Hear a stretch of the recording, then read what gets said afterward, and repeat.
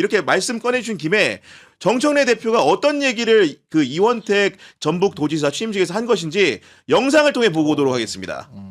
오늘은 또 아이고 젖장만 저렇게 많이 투자하고 우리 전북은 어쩌면 좋아. 그래서 걱정하지 마십시오. 이원택 도지사하고 손잡고 여러분들이 소외감을 느끼지 않도록 새만금, 현대차, 피지컬 AI 로봇 이런 것 전북에 많이 들어올 수 있도록 정말 열심히 노력하겠습니다. 그렇게 말씀을 드렸습니다. 그랬더니 박수를 치고 계신 거고. 이원택 지사 잘 도와주라고 부탁한다고 또 막 그러셔요. 그래서 저하고 친해요. 제가 얘기했습니다. 그래서 여러분들 좀 상실감 좀 있으시잖아요. 좀 화도 나신 부분도 저한테 막 어필하시고 하시던데 여러분들이 소외감 느끼고 상실감 느끼지 않도록 최선을 다해서 일하겠고 우리 네. 이원택 도지사 정말 많은 우여곡절이 있었습니다. 오늘 도지사 취임식을 취임식 가서 진심으로 이런 얘기를 했다라는 축하드리기 건데 위해서 이 자리에 왔습니다. 이 감사합니다. 내용을 들어보니까 사실 글로 봤을 때랑 우리 정청래 전 대표가 저렇게 말로 하는 걸 들으면 어조와 태도에서 지금 어떤 식의 호소를 하고 있다라는 게 정확하게 드러납니다. 지금. 아니 그러니까 저런 식의 발언을 하고 다니면 정치인 아닙니까? 그리고 여당 대표 하시겠다는 분 아니에요? 그럼 저런 발언 쏟아내고 다음에 또 일정이 뭐 예를 들면 뭐 영남을 간다든지 충북을 가면 또 거기 가서 뭐라고 얘기를 할 거예요. 그러면서 전국 돌면서 소외감 경쟁시켜가지고 뭐 서로 그러면 누구는 얼마인데 우리는 왜 못 받아 이거 경쟁 부추길 겁니까? 저는 이게 정치인들이 가장 해서는 안 되는 게 불안과 불신과 불만을 자극해서 산불. 네. 그걸 자극해서 싸움 붙이면서 본인이 정치적 이익으로 환원받는 거 이걸 반정치라고 해요. 이거 절대 해서는 안 되는 겁니다. 이거 제일 잘하는 게 이준석 의원 아니에요. 세대 갈등 붙이고 해가지고 표를 얻잖아요. 근데 이거 해서는 안 되는데 지금 정청래 대표가 그런 모습을 보인다는 게 저는 참 너무너무 안타깝고 네. 이렇게 해서는 안 된다 생각이 들고 전 지방주도 성장 하나만 추가를 할게요. 아까 말씀하신 대로 다 동의해요. 수도권 내지는 서울 더 지을 데도 없고 저도 있으면 다 졌으면 좋겠어요. 그러니까 공급폭탄을 했으면 좋겠고 이건 이견이 없거든요. 여야가 이견이 없고 근데 더 우리가 창조적으로 생각해보면 지방주도 성장을 통해서 강남도 사실 개발도시 아니에요. 다 박정희 정권 전두환 정권 때 만든 도시 아닙니까? 아니 대한민국이 다 잘 만드는데 그거를 전국에 10군데를 서울 같은 데를 만들면 되잖아요. 그렇죠. 10군데를. 네. 그럼 서울이 10군데 있으면 국민들이 선택해서 살면 되는 거 아닙니까? 근데 그 길로 가야 되는데 지금도 여전히 수도권 집중의 문제를 우리가 해결을 못하고 있으니 전 대통령께서 지금 하고 계신 이 전략 자체가 너무 소중하다. 그래서 하나만 더 추가하자면 지역 비례 선발제 같은 것도 전 도입을 했으면 좋겠어요. 지역 비례 선발제. 결국에는 이제 산업의 문제도 있고 이제 그 인프라나 정주 요건을 만들어주는 것도 있는데 결국 핵심은 또 교육 아니겠어요? 그럼 우리나라가 어쨌든 뭐 교육이라는 것도 대대적으로 다 갈아엎어야 될 건 맞는데 저는 이제 지방에 조금 더 사람들이 내려갈 수 있는 유인들을 줄 거면 확실히 주자. 해서 저는 지역 비례 선발제도 이미 한국은행에서 여러 가지 논문을 통해 가지고 다 증명을 해놓은 제도거든요. 그러니까 이런 것들도 적극적으로 도입을 해서 전 정말 지방주도 성장이라는 이 간절한 꿈을 꼭 이뤄내서 대한민국이 좀 행복해졌으면 좋겠다.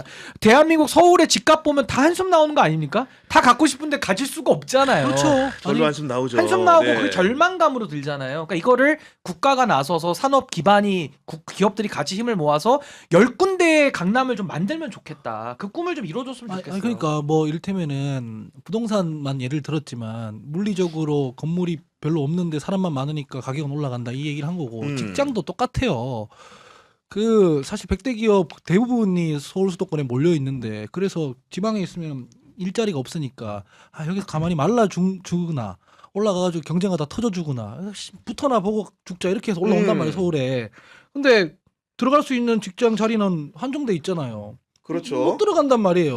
못 들어가니까 거기서 이제 서울에서는 누군가는 지하로 밀려나고 쉬었음 청년 되고 그다음에 여성 같은 경우에는 내가 공부 이렇게 열심히 했는데 박 터지게 해가지고 들어갔다가 결혼해가지고 뭐 경력 단절되고 안 하련다 이렇게 되는 거고 그러니까 모든 도시들 중에 서울이 합계 출산율이 제일 떨어지는 거고 이런 게 악순환이 악순환 그냥 그러니까 이런 것들을 분산시켜서 미국처럼 이를테면 뉴욕이 있으면은 뭐 워싱턴이 있고 샌프란시스코가 있고 샌프란시스코에는 첨단 산업 모여 있고 뉴욕은 금융 도시 아니에요. 뭐 이를테면 정확하게 성격 규정이 도시별로 돼 있죠. 돼 있죠. 네. 그게 메가시티들이 있는 거 아니에요. 한국도 그렇게 가보자. 서울만 있는 게 아니라 이런 아이디어에서 출발한 거예요. 근데 그런데 가가지고 전북에 가가지고 저런 얘기를 하는 건 매우 부적절하고 그리고 그 지금 저희가 속 터지겠는 게 수구 세력들이 호남 특혜론 들이대면서 호남 혐오 다시 레버리지로 쓰려고 하는 거랑 머리 쌓고 싸우는 걸로도 벅차 지금 이거 힘들어요. 하나 가지고도. 네. 아이 광주의 야구단이 그거 헛짓거리 해가지고 처벌하는 게 당연한데 그걸 가지고 지금 국민의힘 하는 거 보세요. 당연히 이걸로도 지금 힘들다고. 근데 심지어 더불어민주당의 전직 당대표 출신이 호남을 지금 전남북을 갈라쳐가지고 이런 얘기를 하고 있습니까? 반도체 클러스터가 광주 전남에 들어가면 전북은 뭐 그럼 그 영향이나 그 어떤 이익이 없습니까? 말도 안 되는 얘기를 하고 있는 거예요 그러니까 지금. 표현상에서 오늘은 또 젖장만 저렇게 많이 투자하고 그리고 여러분들 상실감 좀 있으시잖아요.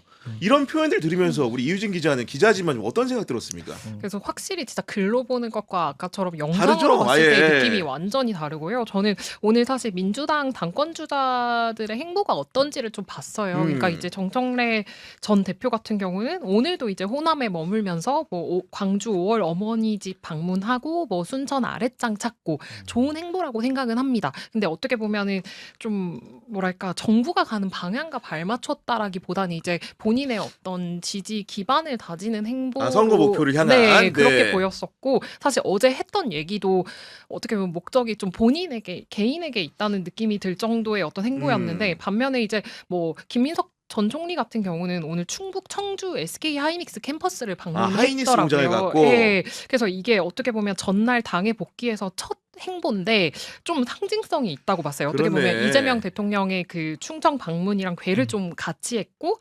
어쨌든 그 3대 메가 프로젝트에도 좀 힘을 싣는 듯하게 하면서 굉장히 좀 이게 전략적으로도 저는 영리하게 그러니까. 국정 운영 지원에 내가 적임자다 이런 걸 보여준다는 생각이 들었거든요. 그래서 그런 부분에서 좀 차이가 너무 도드라졌다. 그리고 뭐 한 분 더 이제 송영길 의원님 같은 경우는 오늘 뭐 대학 동문회 비롯해서 개인 일정을 소화하신다고는 하는데 이런 좀 옆면의 행보들을 봤을 때도 좀 성격이 정청래 드러난다. 전 대표의 그 행보가 좀 그 전략적으로도 좀 아쉽다. 예, 그렇게 근데 봤습니다. 저는 정청래 대표 저렇게 다니는 게 좀 저는 이해되는 면이 어떤 게 있냐면 오. 저분이 정치를 내용으로 해오신 분이 아니에요. 내용이 없어요. 그러니까 질소 과자 같은 그 질소 같은 정치를 했기 때문에 내용이 없으니까 할 수 있는 게 없고 그리고 굉장히 지금 조급해요. 쫓기고 있기 때문에 조급할 뿐만 아니라 당대표 연임을 통해서 공천권이라고 하는 큰 정치에 대한 뜻이 굉장히 커요. 그러니까 욕심이 커요. 그러니까 욕심이 크면 그 큰 욕심에 맞는 정도의 정치적 내공을 보여주고 내용을 정책과 비전을 가져와야 펼치면 되는데. 되는데 이분이 그게 없잖아요. 없으니까 다니는 지역마다 그도 호남에 지금 묶여가지고 표를 가져올 수가 없으니까 아유 그럼 갈라서라도 갖고 오자. 요 전략에 지금 유혹에 넘어갔다고 보거든요. 근데 반면 송영길 의원님 얼마나 이분은 국제 정치에부터 해박하고 아는 게 너무 많아서 문제죠. 그러니까 하나하나 지금 바이럴을 해도 요 남은 경선 기간이 차고도 넘쳐. 부족해. 거기다 김민석 총리도 뭐 국정 운영 1년 동안 하면서 대통령께서도 박수 치고 뭐 김민석 총리가 다 한 겁니다 이러고 계시니까 정부가 지난 1년간 뭐 했지? 달별로 정리만 해도 아젠다 10개가 넘게 나오잖아. 그러니까 이게 내용 중심, 비전 중심, 국민의 삶 중심으로 정치를 하는 사람과 어떻게든 그냥 표만 받아가지고 자신의 자아 실현해보겠다는 이 정치인이 지금 다른 길을 가고 있고 정청래 대표는 저거밖에는 지금 할 게 없는 것 같아요. 그러면 본인이 책임을 지고 여기서 빠지면 본인도 이렇게까지 비판받고 타겟이 될 이유는 없는 건데 그 조급함과 그 욕심이 지금 완전히 지금 망쳐놓고 그러니까 있다. 이런 신인규 그렇게 봐요. 대표의 문제의식에 공감하는 민주당 내 의원들도 하나둘 나오기 시작을 하는 거고 오늘 같은 경우에는 김남국 의원이 쓴소리를 했는데 어떻게 말했느냐. 도대체 언제까지 검찰개혁 이야기 할 거냐고 묻고 싶다. 이런 식으로 직격을 했고 뭐라고 부연 설명을 했냐면은 선거를 치르는 동안에 검찰개혁 완수해달라고 하는 시민을 한 분도 만나본 적이 없다. 이렇게까지 말을 했거든요. 네, 저도 뭐, 네. 이건 뭐 검찰 개혁이라는 거는 권력기관 조정 얘기라서 선거 치르는 동안 만난 시민분들은 대부분 이런 얘기 안 하고 먹고 사는 문제에 대해서 얘기를 하죠. 민생 문제. 뭐 당연히 이런 네. 얘기를 하죠. 이게 되게 정치학에 있는 내용이에요. 먹고 사는 문제, 아까 신인규 대표께서 말씀하신 자원 배분에 관한 문제, 이런 것들은 시끄럽게 하라는 게 이제 정치학 교과서에 나와 있어요. 그걸 좀 있어 보이는 얘기로 하면 갈등의 전국화라고 합니다. 갈등의 전국화. 예, 어떤 책에 나와 있냐면 샤츠 슈나이더라는 그렇죠. 유명한 네. 정치학자가 쓴 절반의 인민주권에 나와 있는 내용인데, 이게 뭐냐면 자원 배분을 할 때 없이 사는 사람들은 개별적으로 붙었을 때 기득권을 절대 못 이긴다는 거예요. 그러니까 노동자 개인과 기업 자본가 붙으면 노동자 무조건 깨져. 그러면은 이 갈등에 참여하는 머릿수를 늘려야 돼. 그래서 노조를 만들죠. 네. 노총을 만들고. 다대일로 붙어야 되니까. 예, 왜냐면은 우리 사회에는 없이 사는 사람들이 훨씬 많거든요. 그러니까 이 갈등을 전국화시켜서 머릿수를 넓히고 갈등에 참여시킬수록 진보파가 우세해진다. 이런 정치학 개념이 있어요. 이 정치학 개념을 그대로 구현해서 했던 분이 DJ죠. 이걸 보고 이제 DJ의 용어로 치면 서민과 중산층의 정당을 만들겠다. 이거죠. 그렇네요. 그게 갈등을 전국화해가지고 자본 기득권으로부터 자원 배분을 우리는 서민과 중산층에 간다. 이 얘기인 것이고, 그걸 이어받은 게 노무현 대통령이 이제 반칙과 특권 없는 세상 같은 얘기입니다. 그다음에 문재인 정부 초기에 했던 소득주도 성장, 뭐 정책적 실패 성공 여부는 따질 수 있겠으나 같은 개념에서 온 타겟이 거죠. 있는 거 정확하게. 지금 이재명 대통령이 하는 이재명 대통령의 국정 철학, 억강부약, 대동세상 같은 개념이에요. 이거를 뒷받침하면 되는 문제인데 무슨 하루 종일 검찰개혁 얘기야. 하루 종일 서초동에 있는 것 같아. 서초동인 것 같아요. 이거. 보안 수사권 이거에 대해서 이견이 있으면 민주당 정신을 배반하는 거래. 그러니까. 내가 봤을 때는 이 억강부약 대동세상 서민과 중산층의 정당, 이게 민주당의 정신이고 이거를 안 하는 게 민주당 정신을 배반하는 거야. 그 정확하게 말하면 검찰개혁 아니면 다 필요 없다고 하는 그분들이야말로 민주당의 정신을 배반하는 거죠. 그러니까 우리가 이제 거품 물고 얘기하는 거예요. 보안 수사권 좋다 그래. 그 논의하자. 근데 할 일을 하면서 해야 될 거 아니야. 적당히 좀 해라. 할 일은 하면서 해야 될 거 우리 아니야. 할 일 좀 하자. 니네들이 DJ 때부터 정치 시작했고 노무현 때부터 노무현 퀴즈고 이러면은 그 적통인 거냐. 그 사람들의 정신과 국정 철학과 비전과 이런 걸 이어받아가지고 구현할 생각을 해야 저기 적통인 거지. 이런 문제의식을 저 같은 이제 용역 촉법평론가들이 이제 계속 얘기를 하는 아, 거죠. 오늘 잭나이프 많이 찌르시네. 야, 몇 개야 잭나이프 이 지금 얘기를 보니까 지금. 하면 맨날 공구 세트로 바꾼 것 같아. 잭나이프를. 잭나이프라뇨. 예. 이제 그 정정합니다. 스티커 칼로 정정. 충원. 예. 오늘 얘기 길게는 못하고 하원기 소장한테 한 가지만 추가로 엿주려고 그러는데 그 배재고 야구부 학생들 중징계를 했는데 이게 과도하다라는 야권 정치인들의 그런 태도에 대해서는 제가 이제 글도 봐서 하는 건데 좀 어떤 생각 갖고 있습니까? 여론을 보니까 그래도 뭐 앞길 창창한 미성년자한테 뭐 6개월 징계 때려가지고 그 저희 앞으로의 장래를 다 막는 건 너무 과도하다 이런 여론이 많더라고요.